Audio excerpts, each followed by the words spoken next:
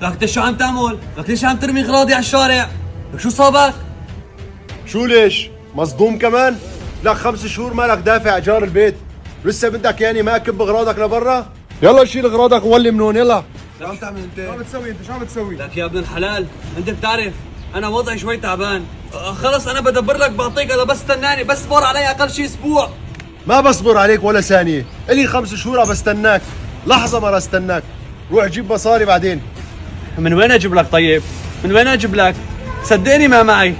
طب خلص هلا بشوف من عند رفاقتي بعطيك، استنى شوي استنى. عمورة اللي بيطلع من عندك بس اعطيني بس عشان ادفع اجار.